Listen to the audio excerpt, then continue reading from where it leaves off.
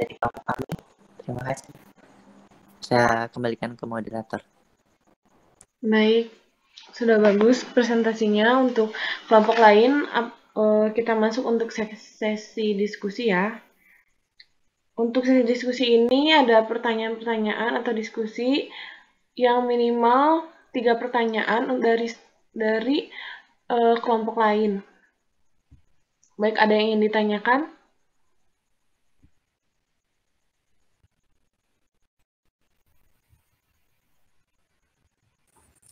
Assalamualaikum. Izin bertanya. Waalaikumsalam. Waalaikumsalam. Silakan. Perkenalkan, nama saya Yazid Muhammad Fardan dari kelompok 6 ya. Di situ tadi dijelaskan di PT gangguan pasca anestesi. Terus ini kan one day surgery ya.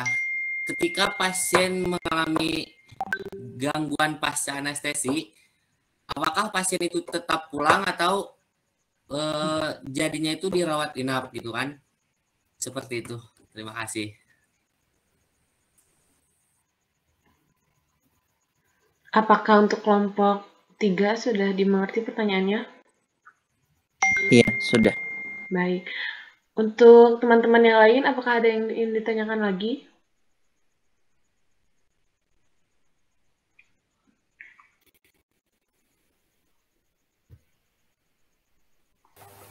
Izin bertanya. Dipersilakan. Ya, perkenalkan nama saya Rismawati. Saya izin bertanya kepada kelompok 3. Tadi kan dijelaskan oleh Sandi kalau misalkan dosis untuk pasien ODS itu kan diberikan dosisnya yang sedang agar pasien itu cepat pulih kan ya. Nah, yang saya tanyakan dosis sedang itu dosisnya itu dari berapa sampai berapa ya? Kayak misalkan perbandingan antara pasien yang biasa sama pasien ODS itu obatnya itu berapa? Apakah bisa dimengerti?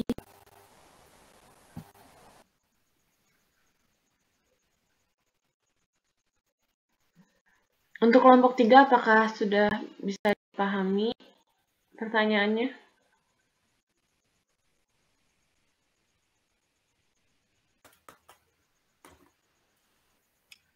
Sudah. Baik, untuk teman-teman yang lain, apakah ada lagi yang ingin ditanyakan?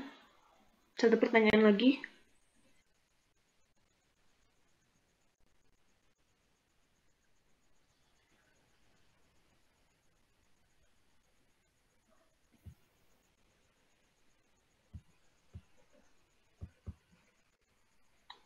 Untuk teman-teman, tidak ada yang ingin ditanyakan lagi?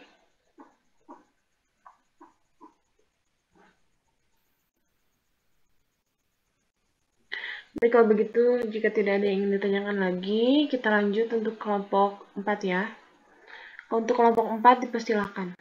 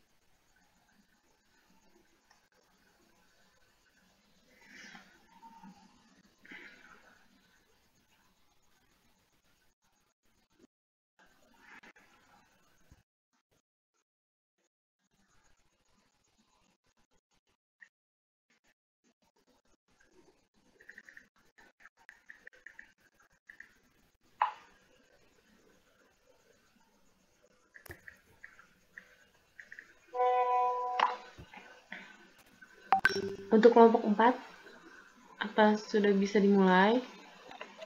Ditunggu, lagi nunggu share screen-nya dulu. Baik.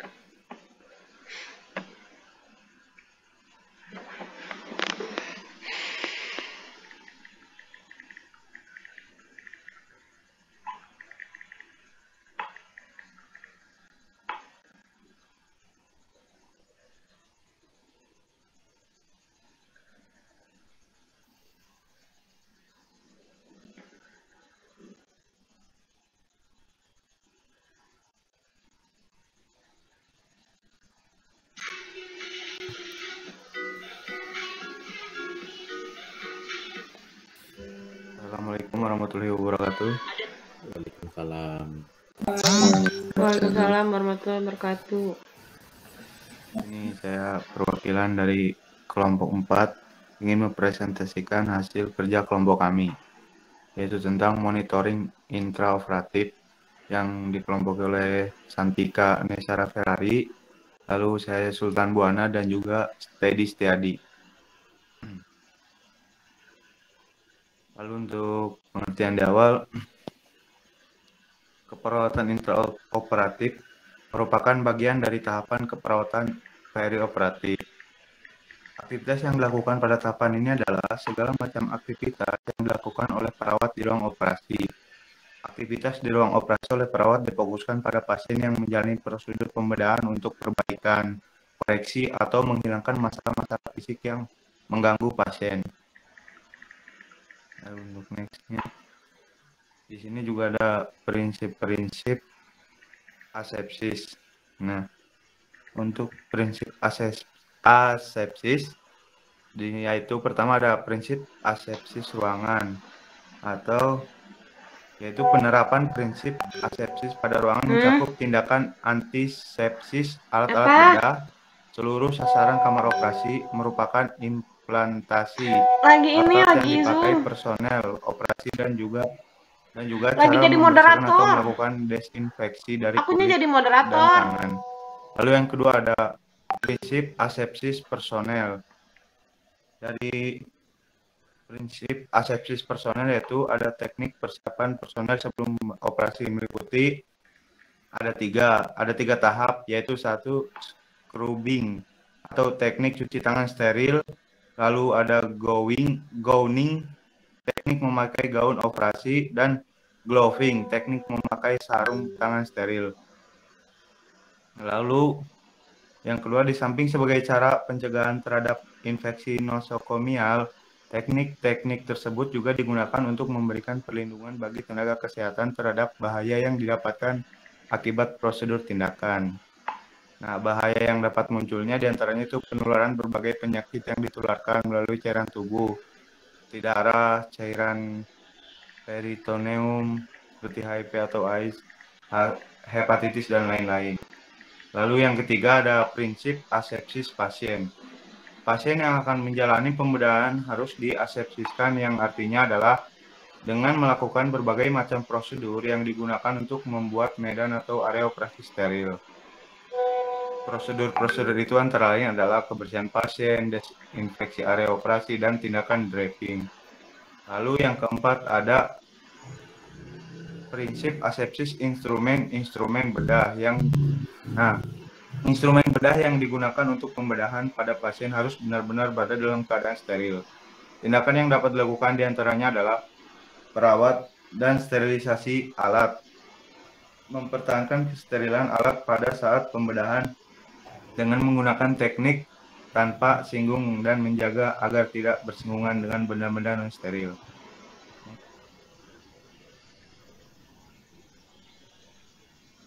Lalu di sini ada peran dan fungsi perawat intraoperatif. Untuk perawat sirkulasi atau circulation nurse, yaitu mempersiapkan dan mengatur ruang operasi, melindungi keselamatan dan kebutuhan pasien dengan memantau aktivitas anggota tim bedah, dan memeriksa kondisi di dalam ruangan operasi. Lalu ada scrub nurse atau instrumentator. Nah, di sini peran dan fungsi perawat sebagai scrub nurse yaitu melakukan desinfeksi lapangan pembedahan dan dressing, mengatur meja steril, menyiapkan alat jahit, diatermi, dan peralatan khusus yang dibutuhkan untuk melakukan pembedahan. Lalu ada yang terakhir, perawat anestesi. Nah, di sini perawat anestesi adalah perawat yang berlatih di bidang anestesi dan telah menyelesaikan program D3 anestesi atau yang sederajat. Perawat mahir atau terlatih di bidang anestesi, yaitu perawat yang telah mendapatkan pendidikan sekurang-kurangnya selama 6 bulan, atau perawat yang telah bekerja pada layanan anestesi di rumah sakit minimal 1 tahun. Untuk next-nya. Lalu di sini ada aktivitas umum yang akan dijelaskan oleh teman saya itu Teddy Setiadi.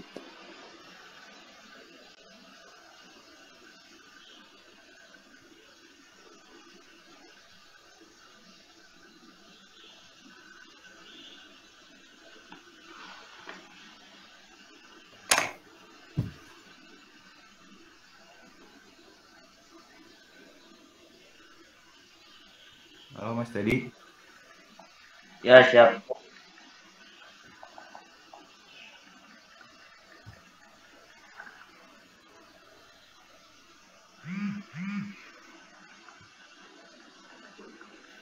Nah, lanjut ada aktivitas umum keperawatan pada pasien intraoperatif. Nah, dari situ kan ada 4. Yang pertama,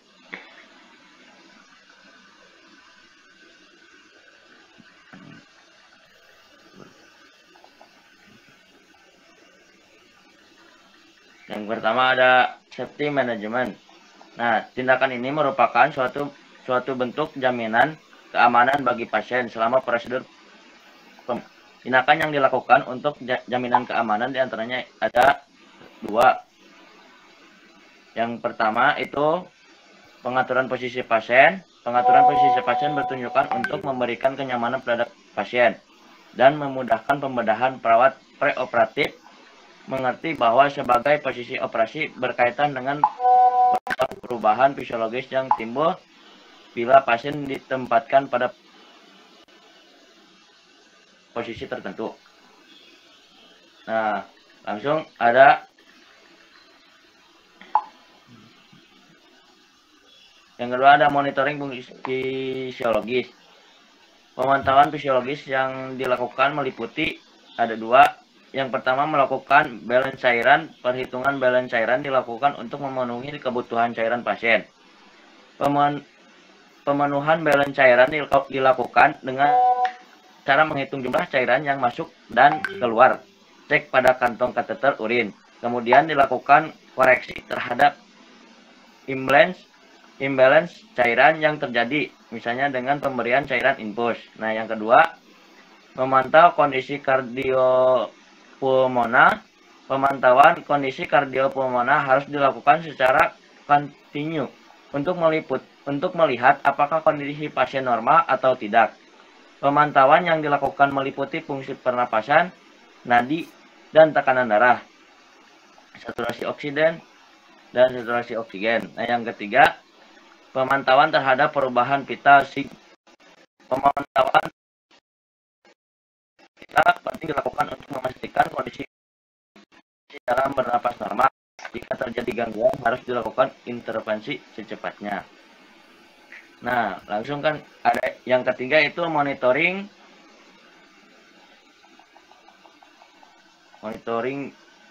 fisiologis, yaitu dukungan fisiologis sebelumnya induksi dan bila pasien sadar. Dukungan fisiologis yang dilakukan antara lainnya memberikan dukungan emosional pada pasien, memberikan dekat pasien, memberikan sentuhan selama prosedur induksi, mengkaji status emosional pasien, mengkomunikasikan status emosional pasien kepada tim kesehatan jika ada perubahan. Langsung yang terakhir, pengaturan dan koordinasi nursing care. Tindakan yang dilakukan antara lainnya mengenai keamanan fisik pasien, mempertahankan prinsip dan teknik asepsis. Lanjut.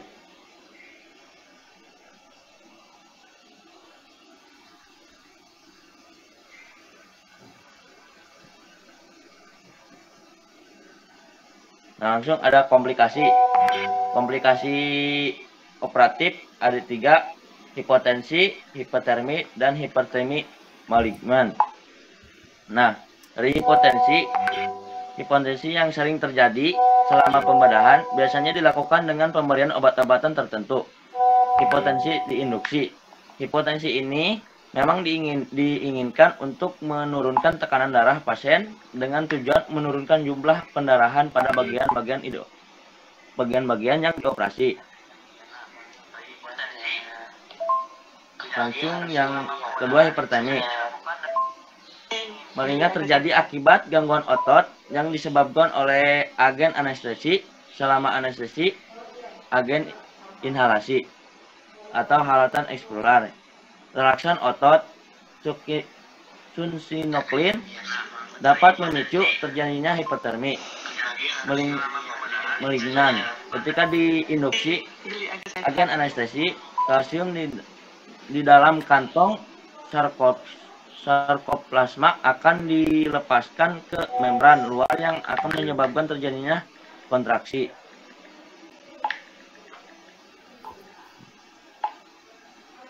Nah, untuk hipotermi adalah keadaan suhu tubuh di bawah 36,6 derajat Celcius sampai dengan 37,5 derajat Celcius. Hipotermi yang tidak diinginkan memungkinkan saja dialami pasien sebagai akibat suhu rendah di kamar operasi 25 sampai 26,6 derajat Celcius. Infus dengan cairan yang dingin, inhalasi gas-gas dingin, kavitas atau luka terbuka pada tubuh, aktivitas otot yang menurun, usia lanjut atau obat-obatan yang digunakan antara lain vasodilator, anestesi umum. Pencegahan yang dapat dilakukan untuk menghindari hipotermi yang tidak diinginkan adalah atur suhu ruangan operasi pada suhu ideal 25 sampai dengan 26,6 derajat Celcius. Jangan lebih rendah dari suhu tersebut. Cairan intravena dan irigasi dibuat pada suhu 37 derajat Celcius. Gaun operasi pasien dan selimut yang basah harus segera digantikan dengan yang kering.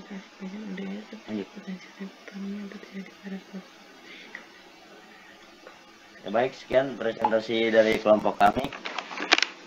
Saya kembalikan ke Baik, terima kasih untuk kelompok 4 presentasikan hasil kerjanya, sudah bagus. Untuk teman-teman, kembali kita masuk ke sesi diskusi yang dimana ada minimal 3 pertanyaan dari teman-teman sekalian. Untuk pertanyaan dari teman-teman bisa dipersilahkan. Izin bertanya, boleh? Baik. Assalamualaikum warahmatullahi wabarakatuh. Nama saya Rodian Sani. Saya dari kelompok 3 akan bertanya kepada kelompoknya Teddy. Kan tadi dijelaskan pada bagian komplikasi intraanestesi itu ada salah satunya hipotermia. Penanganannya itu sudah dijelaskan tadi dengan cara misalnya mengatur suhu ruangan, terus mengganti selimut yang basah dengan linen yang kering begitu. Nah, apabila tindakan yang kita lakukan tersebut tidak berfungsi dengan baik atau tidak berjalan baik, apa yang harus kita lakukan sebagai penata anestesi? Apakah harus memberikan obat tertentu atau bagaimana? Sekian, Assalamualaikum warahmatullahi wabarakatuh. Ya, apakah dari kelompok 4 sudah bisa dipahami? Sudah. Baik, untuk pertanyaan selanjutnya dari teman-teman.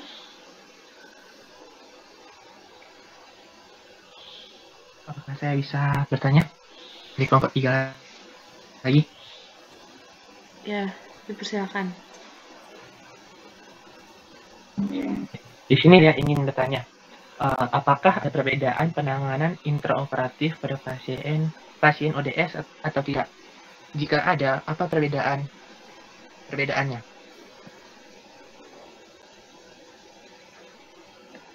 Ya, baik, apakah Mohon untuk maaf, bisa diulang tidak? Baik. Apakah ada perbedaan penanganan intraoperatif pada pasien ODS? Jika ada, apa perbedaannya? untuk kelompok 4 apakah sudah bisa dipahami? Tolong Rizky, pertanyaannya lebih jelas pertanyaannya. Tadi kan pertanyaannya yang bisa saya tangkap, apakah ada perbedaan penanganan pasien intraoperatif? Apakah perbedaannya? Lah, yang dimaksud gimana itu? Rizky, diperjelas lagi. Sinyalnya nggak didengar. Diperjelas lagi pertanyaannya.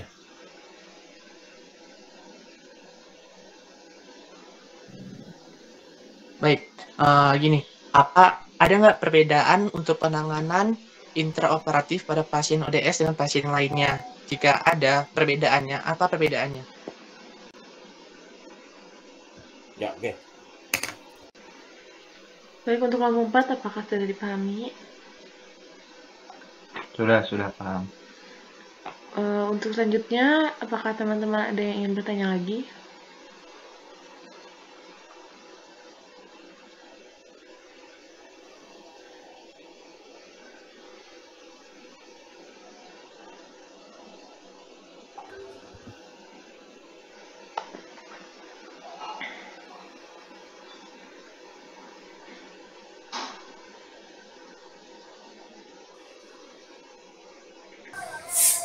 Saya izin bertanya.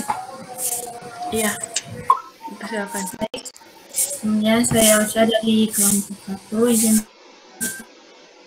bertanya bagaimana pemantauan secara kontinu dan keadaan yang seperti apa yang harus dilakukan intervensi lanjutan.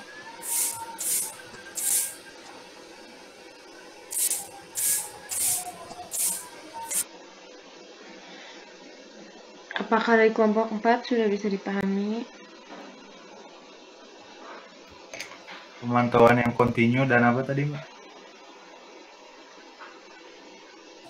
Dan keadaan yang seperti apa yang harus dilakukan intervensi lanjutan.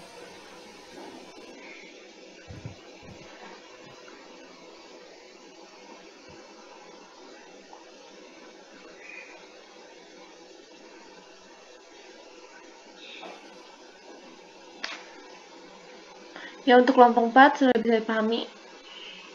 Paham. Sambil menunggu jawaban dari kelompok 4, kita lanjutkan untuk diskusi dari kelompok 3 terlebih dahulu ya. Untuk kelompok 3, dipersilahkan menjawab pertanyaan. Oke, baik, terima kasih untuk Rena. Baik, di sini saya akan menjawab pertanyaan dari Yazid, di mana pertanyaannya itu jika pasien ODS atau pasien yang jika pasien ODS mengalami gangguan pasca anestesi, nah itu apakah ditindaklanjuti? Contohnya kayak tetap dibawa pulang atau dirawat inap gitu ya? Iya nggak, Jit? Bener nggak pertanyaannya? Ya, seperti itu, San.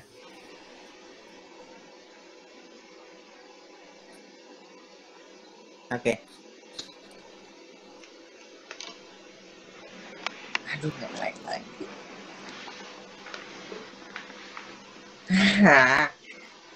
Like satunya.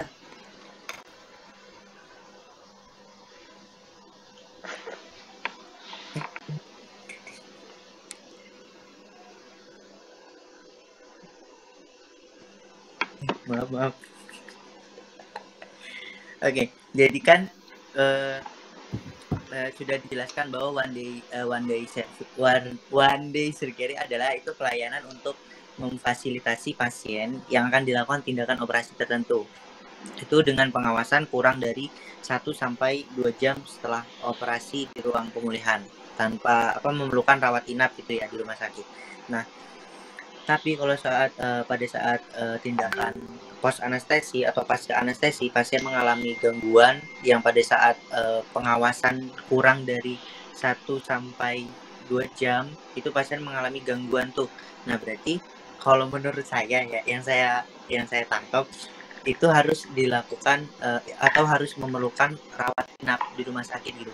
Karena untuk ditindaklanjuti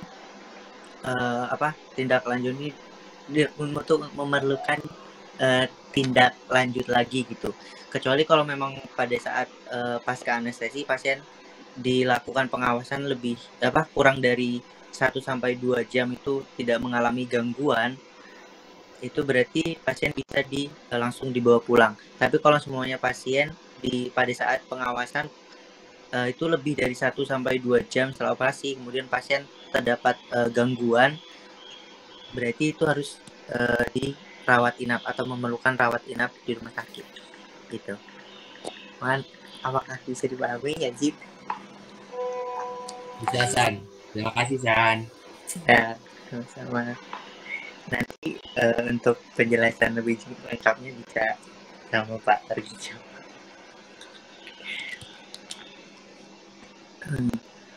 Baik, terima kasih jawabannya sudah sangat bagus. Untuk pertanyaan lainnya dari kelompok 3, pertanyaan dari Risma tentang dosis ODS yang sedang itu yang bagaimana dan rentangnya seperti apa? Oke, ini kelompok.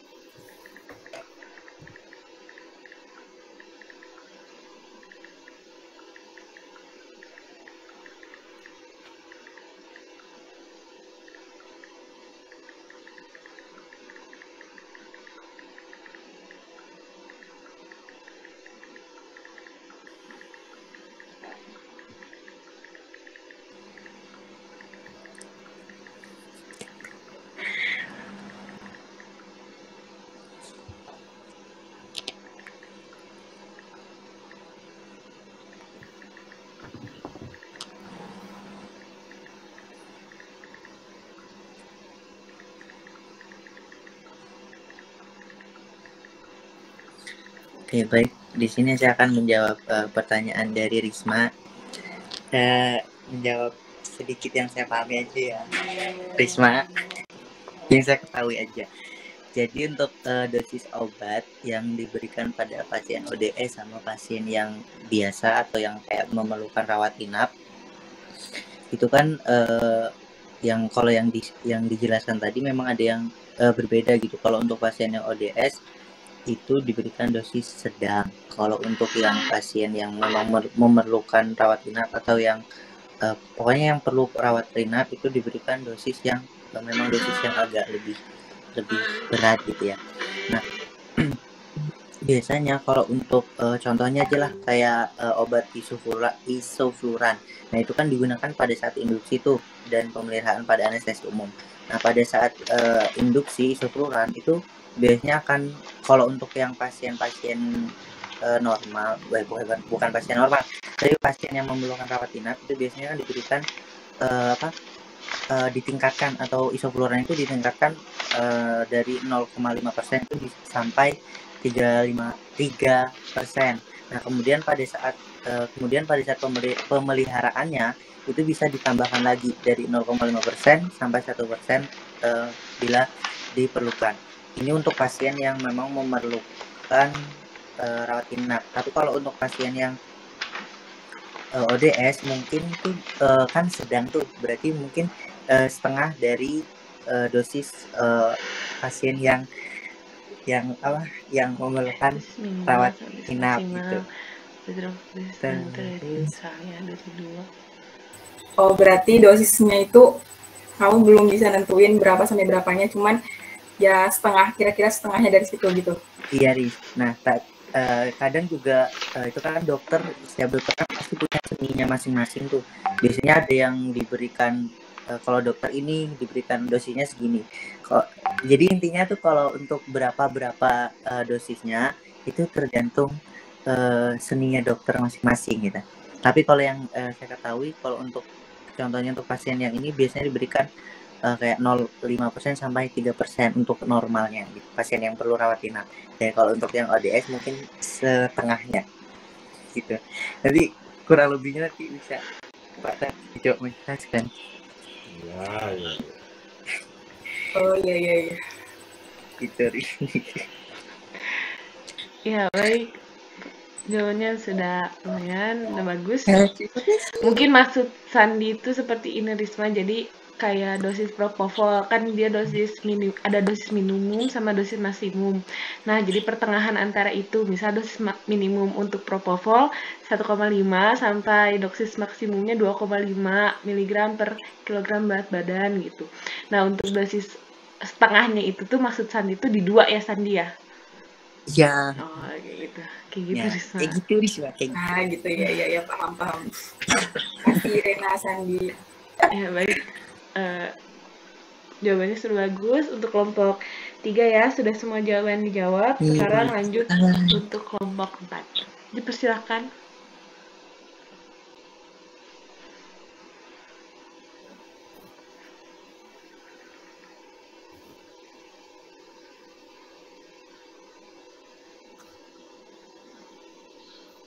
bisa ditunggu sebentar ya.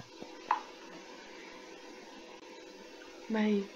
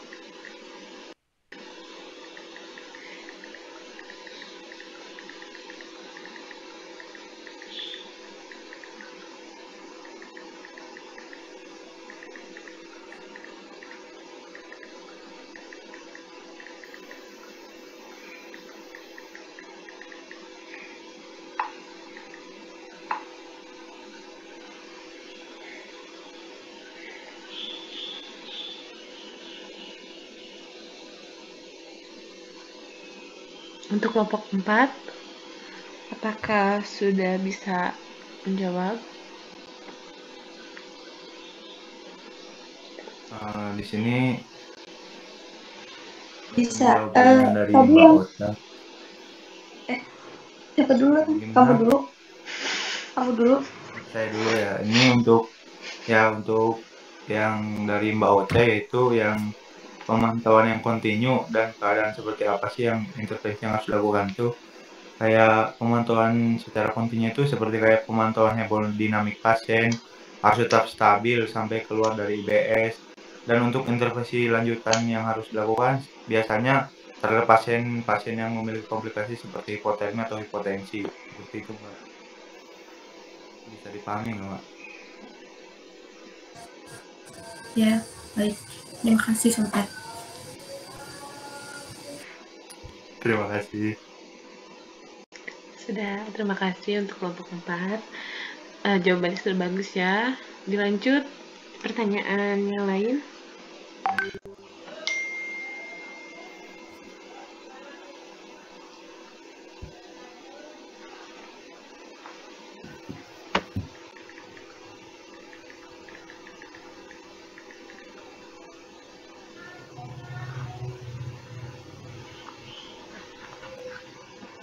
Untuk kelompok 4, apakah bisa menjawab pertanyaan?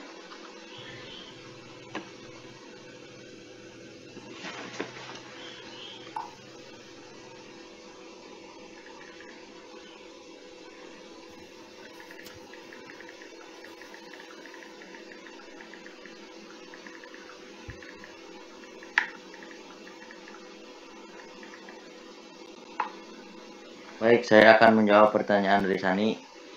Yang pertanyaannya, salah satunya hipotermi dengan beberapa penanganan seperti menyesuaikan suhu ruangan ya Sani, mengganti lens basah, dan apabila tindakan preventif tersebut tidak mempengaruhi. Nah, kurang lebihnya ya pemberian obat sih tidak, mungkin itu hanya pasien tersebut mengalami shivering yang merupakan suatu mekanisme pertahanan tubuh untuk melawan hipotermi kontraksi otot saat shivering menghasilkan panas tubuh. Mungkin itu yang saya tahu, selebihnya kembalikan kepada Kijo. Terima kasih. Ya baik, terima kasih jawabannya. Sudah bagus. Lalu dilanjutkan untuk pertanyaan terakhir ya dari Rizky Arianda tentang perbedaan penanganan intraoperatif pada pasien ODS dan tidak. Bagaimana? Ya, tadi kan ada pertanyaan ada atau tidak perbedaan ada perbedaan pada pasien ODS sama pasien biasa. Nah,